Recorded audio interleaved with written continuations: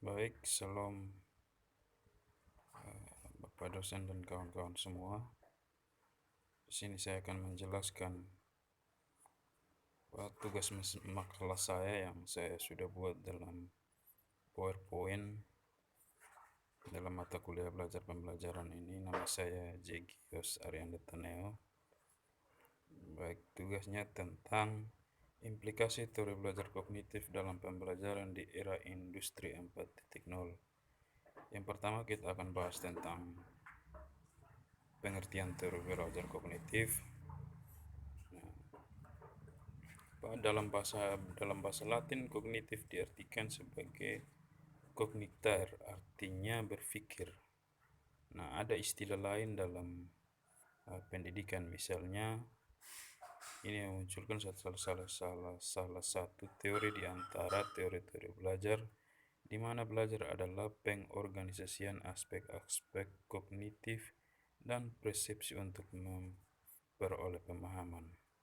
Nah, dalam dunia pendidikan suatu usaha yang melibatkan aktivitas mental yang terjadi dalam diri manusia sebagai akibat dari proses interaksi aktif dengan lingkungan dan memperoleh suatu perubahan. Nah, perubahan dalam bentuk pengetahuan, pemahaman, tingkah laku, keterampilan, dan nilai sikap yang bersifat relatif. Nah, dari kedua pemahaman ini, dari segi bahasa dan istilah dan di dalam dunia pendidikan, dapat kita menarik satu kesimpulan bahwa kognitif adalah salah satu ranah dalam taksonomi pendidikan. Secara umum, kognitif diartikan potensi intelektual yang terdiri dari beberapa tahapan, yaitu pengetahuan, pemahaman, dan penerapan. Analisa, sintesa, evaluasi kognitif berarti persoalan yang menyangkut kemampuan untuk mengembangkan kemampuan rasional atau akal.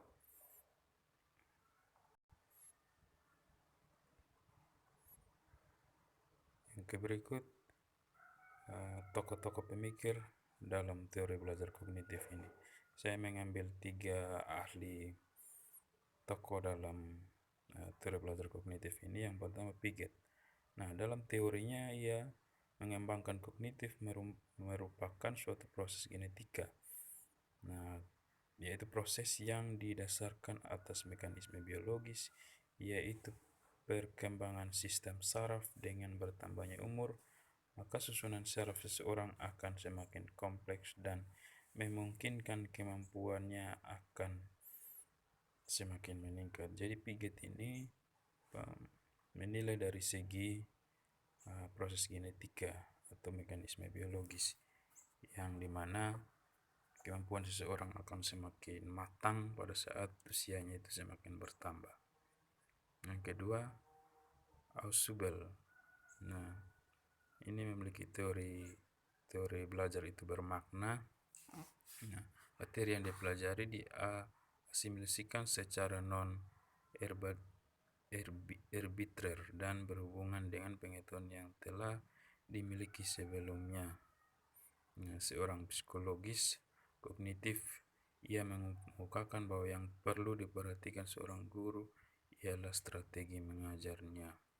Jadi Ausubel ini menekankan pada teori bermakna atau belajar itu harus bermakna. Nah, secara konkretnya dia lebih mendekatkan kepada teori psikologi atau psikologi kognitif. Yang ketiga, Brunner. Nah, ini mengusulkan teorinya yang disebut dengan free discovery learning. Menurut teori ini, proses belajar akan berjalan dengan baik dan kreatif jika dosen memberi kesempatan kepada mahasiswa untuk menemukan suatu aturan, termasuk konsep, teori, definisi, dan sebagainya, melalui contoh-contoh yang dijumpai dalam kehidupan. Dengan kata lain, siswa dibimbing secara induktif untuk memahami suatu kebenaran yang umum. Nah, misalkan teori ini sedang dipraktekkan di dalam mata kuliah belajar pembelajaran ini, di mana dosen memberikan mahasiswa atau kami sebagai mahasiswa kesempatan seluas-luasnya untuk mencari banyak pengetahuan, lalu mendefinisikan, lalu dibuatkan dalam satu tugas. Yang berikut poinnya adalah implikasi teori belajar kognitif dalam pendidikan di era industri 4.0. Nah, implikasi teori ini dalam pembelajaran dalam perkembangan itu ada 3 teori yang sudah saya jelaskan tadi. Piaget dengan teorinya, Brunner dengan teorinya, dan Subel dengan teorinya dijabarkan sebagai berikut. Nah, saya mengambil satu kesimpulan dari ketiga teori ini untuk dipakai di dalam pendidikan di era industri 4.0 ini, yaitu proses belajar terjadi melalui tahap-tahap asimilasi, itu yang pertama. Yang kedua, akomodasi. Dan yang ketiga, ekualibrisasi. Itu proses belajar lebih ditentukan oleh karena cara kita mengatur materi pembelajaran dan bukan ditentukan oleh umur siswa. Yang keempat, inaktif atau aktivitas ekonik visual verbal atau lewat bahasa verbal.